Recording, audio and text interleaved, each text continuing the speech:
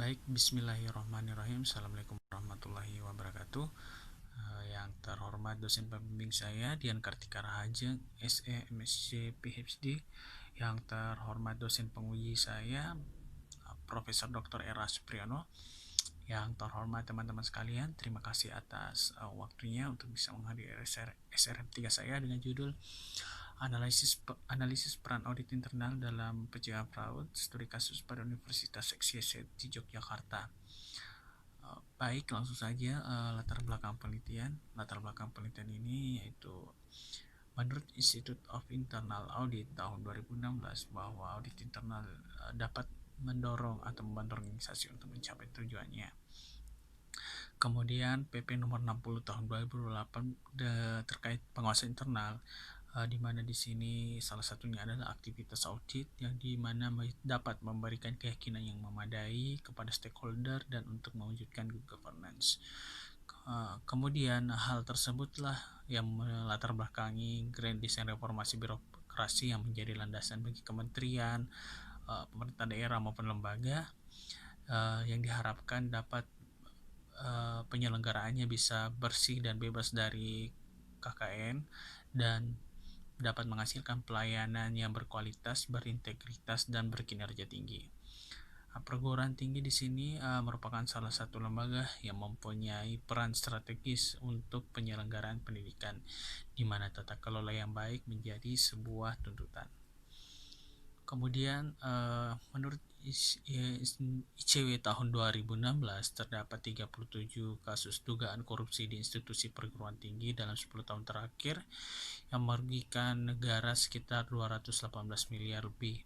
Kemudian hasil pemeriksaan BPK terkait penyelenggaraan perguruan tinggi di sini terdapat 3 temuan, yaitu adanya kelemahan pengendalian internal, adanya ketidakpatuhan terhadap perundang-undangan, dan adanya permasalahan terkait ekonomis, efisiensi, dan efektivitas senilai 8,53 miliar. Kemudian menurut Albert et al. Tahun 2012 adanya kelemahan dalam pengendalian internal itu bisa menjadi sebuah motivasi atau celah untuk bisa seseorang melakukan tindakan fraud.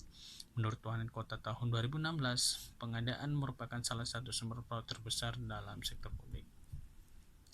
Rumusan masalah dalam penelitian ini yaitu dari berbagai kasus korupsi yang dipantau oleh ICW, terdapat 15 rektor telah menjadi tersangka dan di perguruan tinggi terdapat 12 skema korupsi yang dilakukan di perguruan tinggi. Salah satunya ada pada proses pengadaan barang dan jasa. Kemudian pengadaan barang dan jasa seringkali tidak dibarengi dengan praktik yang baik sehingga terjadinya banyak kasus korupsi tidak luput di perguruan tinggi. Kemudian temuan BPK tahun 2019 terkait PBJ di mana terdapat kekurangan volume pembangunan gedung dan adanya denda yang belum diterima sepenuhnya sebesar 2 miliar lebih di Universitas XYZ. Hal tersebut mengindikasikan bahwa peran audit internal begitu penting agar mencegah terjadinya fraud pada pengadaan barang dan jasa di lingkungan perguruan tinggi.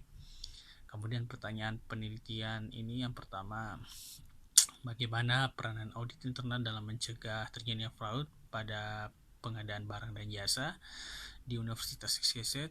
Kemudian apakah terdapat kelemahan dalam pencegahan fraud pada pengadaan barang dan jasa Universitas XYZ? Mengapa fraud masih bisa terjadi pada pengadaan barang dan jasa di Universitas XYZ? Tujuan penelitiannya yang pertama itu untuk memperoleh gambaran dan pemahaman terkait peran audit internal dalam pencegahan fraud di Universitas XYZ di pengadaan barang dan jasa. Kemudian yang kedua untuk mengetahui kelemahan dalam pencegahan fraud pada pengadaan barang dan jasa di Universitas XYZ. Yang ketiga untuk mengetahui penyebab kemungkinan terjadinya fraud pada pengadaan barang dan jasa di Universitas XYZ. Kontribusi penelitian dalam penelitian ini yang pertama itu kontribusi praktis. Diharapkan penelitian ini bisa menjadi bahan pertimbangan dan evaluasi terhadap pelaksanaan audit untuk mencegah terjadinya fraud di perguruan tinggi. Yang kedua, kontribusi teoritis diharapkan penelitian ini bisa memperkaya literatur tentang audit internal dan pencegahan fraud untuk penelitian selanjutnya. Kemudian motivasi penelitian, yaitu adanya permasalahan fraud di perguruan tinggi, terus adanya kelemahan dalam pengendalian, adanya ketidakpatuhan terhadap perundang-undangan yang dapat memberikan peluang terjadinya fraud di perguruan tinggi. Hal tersebut bertentangan dengan nilai-nilai yang terdapat pada perguruan tinggi yang diharapkan bisa menjadi teladan dalam atau panutan dalam implementasi good governance. Ruang lingkup penelitian yaitu ruang lingkupnya adalah peran audit internal dalam mencegah fraud yang berfokus pada proses pengadaan barang dan jasa di Universitas Syekh. Adapun batasan penelitiannya adalah mencakup langkah-langkah, sistem atau program yang dilakukan oleh audit internal dalam mencegah fraud pada pengadaan barang dan jasa. Tinjauan pustaka dalam penelitian ini ada audit internal, kemudian ada peran audit internal yang dimana di sini peran audit internal sebagai watchdog, konsultan dan katalis, kemudian audit internal pada perguruan tinggi yang sesuai Peraturan Menteri Pendidikan Kebudayaan Nomor 22 Tahun 2017. Kemudian ada pengertian fraud yang menurut Singleton et al., Bologna dan Tuana Kota. Kemudian jenis-jenis fraud yang menurut SCV terbagi 3, yaitu adanya penyalahgunaan aset, kemudian adanya kecurangan laporan keuangan, ada korupsi. Kemudian fraud pengadaan barang dan jasa yang dimana menimbulkan kerugian negara, adanya kekurangan penerimaan terkait denda dan keterlambatan, adanya ketidakhematan dan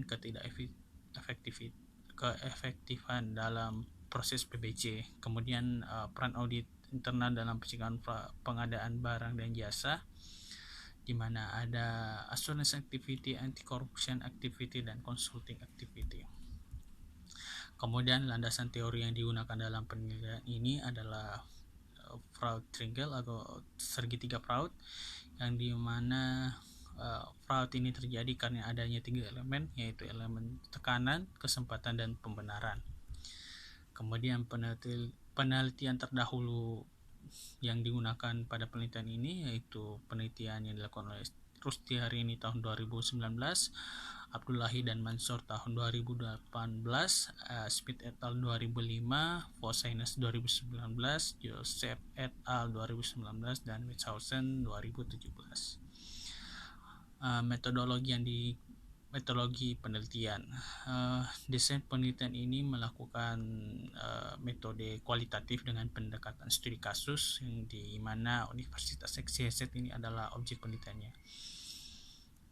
Kemudian sumber data dalam penelitian ini ada data primer dan data sekunder, kemudian teknik pengumpulan data, ada wawancara dan review dokumen. Yang diwawancarai adalah audit internal di Universitas XYZ. Kemudian pengujian data, ada validitas dan reliabilitas, yang kemudian ada teknik analisis data menggunakan metode yang dilakukan oleh Creswell, yaitu pengolahan data, membaca keseluruhan data, memulai coding, implementasi coding, deskripsi tema-tema, dan interpretasi data.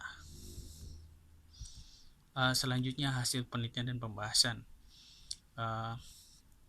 Penelitian ini melakukan wawancara, berhasil mewawancarai 4 narasumber atau partisipan. Yang pertama itu auditor umum, di mana ada juga 3 auditor khusus PBJ. Ini sesuai dengan metode purposive dalam penentuan partisipan, yang seperti auditor yang telah bekerja 5 tahun lebih yang pernah melakukan audit PBJ, kemudian atau auditor khusus yang menjadi tim audit PBJ di Universitas XYZ, kemudian melakukan review dokumen seperti melihat format laporan hasil audit atau monitoring, petunjuk penggunaan sistem, diagram integrasi data, struktur organisasi, tata kelola, pedoman audit, petunjuk teknis, dan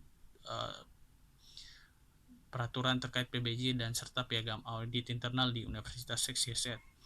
Kemudian setelah melakukan wawancara tersebut ditranskripsi, kemudian melakukan kategorisasi tema. Setelah ditranskripsi, kemudian dilakukan proses kategorisasi tema, di mana di sini dilakukan proses triangulasi, di mana proses triangulasi yang dilakukan untuk memperoleh keakuratan dalam memperoleh informasi.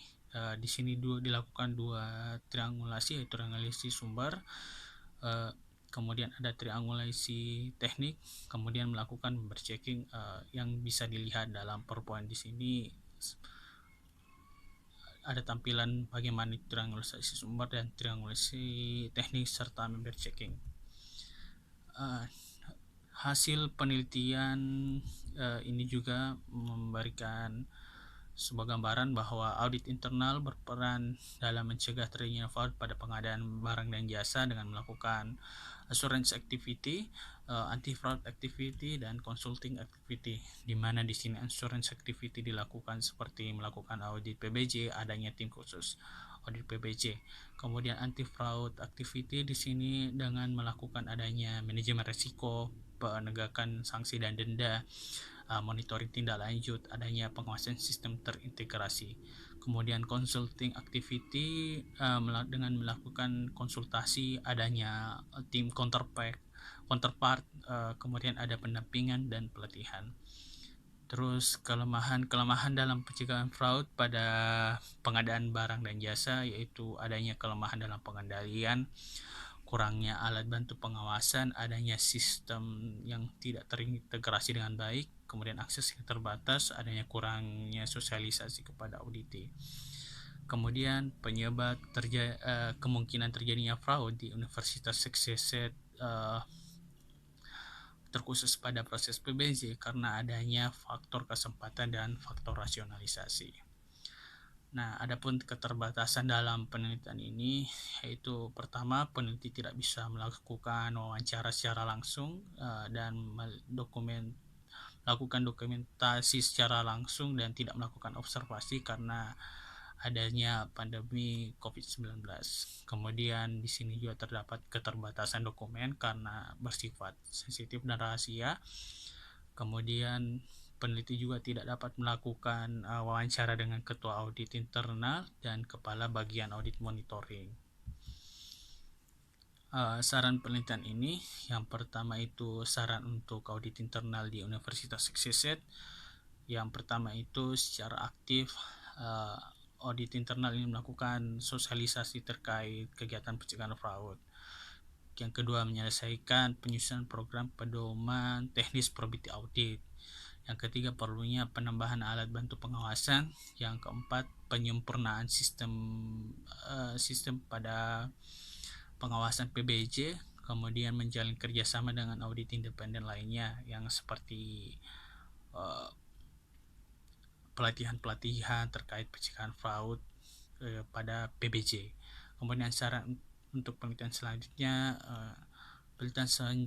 bisa mengambil sudut pandang atau persepsi terhadap auditi untuk melihat bagaimana efektivitas pencegahan fraud. Kemudian penelitian selanjutnya mungkin dapat menggunakan teori-teori yang lain seperti teori fraud yang lain seperti teori fraud diamond, fraud scale, atau maze model. Baik, demikian presentasi SRM 3 saya. Apabila ada pertanyaan, koreksi, atau tanggapan, dipersilahkan. Saya kembalikan ke pembimbing. Terima kasih. Assalamualaikum warahmatullahi wabarakatuh.